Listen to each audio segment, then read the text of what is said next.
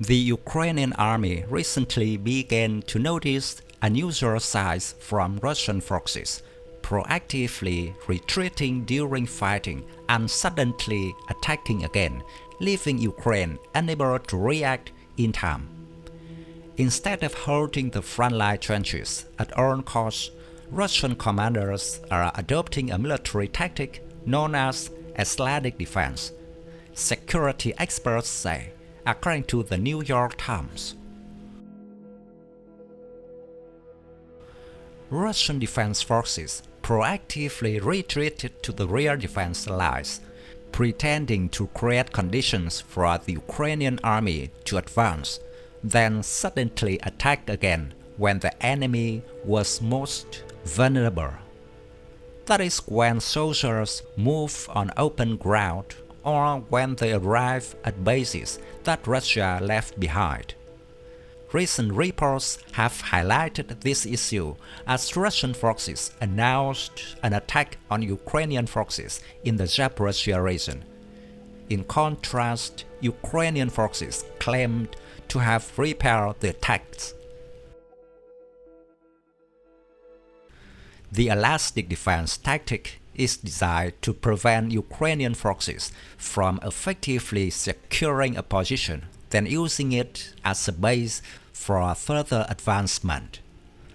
The most formidable obstacle may be Russia's considerable artillery reserves, which have been deployed during the conflict to deter the counter-offensive initiated in June. Ben Berry, a senior research fellow on land warfare at the International Institute for Strategic Studies, notes that athletic defense is not an innovative approach. It was utilized by the Soviet Union during the defeat of Germany in 1943 at the Battle of Kursk, one of the largest of the Eastern Front during World War II. Current indications suggest that Russia has been employing this tactic in Ukraine for some time. A crucial factor for the successful implementation of athletic defense is the judicious of military reserves, which can be deployed for a counterattack when needed. Alexei Melnik, a former Ukrainian commander, now a senior officer at the Razumkov Center in Kyiv, underscores this point. The situation remains volatile and complex, with the success of the counter-offensive and the effectiveness of the elastic defense tactic continuously under evaluation. Late last month, military observers noticed signs of a Russian counterattack in the area south of Robotyne village, retaking control of an important part of the trenches. At that time, the Ukrainian army's attack was concentrated in the village of Verbov, about 18 kilometers east of Robotyne by road. The defense force does not hold position at all costs, but only attacks and withdraws to drain the enemy's vitality, with the long-term goal of launching a decisive counterattack when the enemy has no defense. Banbury talks about Russia's tactics.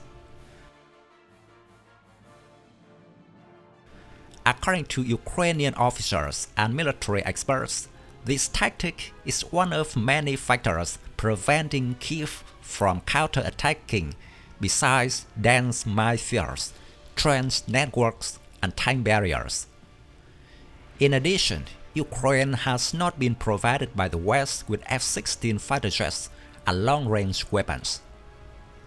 The power of Russian artillery is also a significant barrier to Ukrainian forces.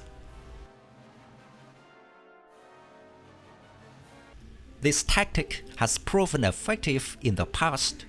Successful application requires competent commanders and well-trained forces that can deliver a decisive counterattack, Berry commented. As of October 3rd, fighting south of Robotyne is still ongoing. With the elastic defense tactic, Russia is forcing Ukrainian army to temporarily pause its attack to reinforce the defense at Robotyne. President of Ukraine Volodymyr Zelensky on October 3rd arrived in the frontline city of Kupiansk, Kharkiv province, northeastern Ukraine. Mr. Zelensky awarded medals to Ukrainian soldiers and assessed the condition of weapons, especially Leopard tanks provided by the West. The unfolding events in Ukraine will be closely watched by the international community, as the outcome will have significant implications for regional security and stability. Russia has managed to overcome sanctions and export controls imposed by the West to expand its missile production beyond pre-war levels, according to US, European, and Ukrainian officers, leaving Ukraine especially vulnerable to intensify attacks in the coming months. As a result of the sanctions, American officials estimate that Russia was forced to dramatically slow its production of missiles and other weaponry at the start of the war in February 2022 for at least 6 months. But by the end of 2022, Moscow military-industrial manufacturing began to pick up speed again. American officials who spoke on condition of anonymity to disclose the sensitive assessment now consist.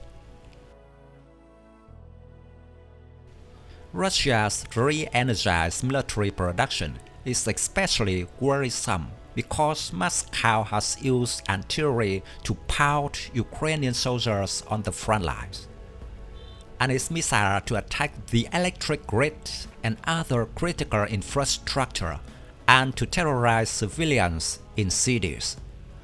Officials fear that increased missile stocks could mean an especially dark and cold winter for Ukrainian citizens.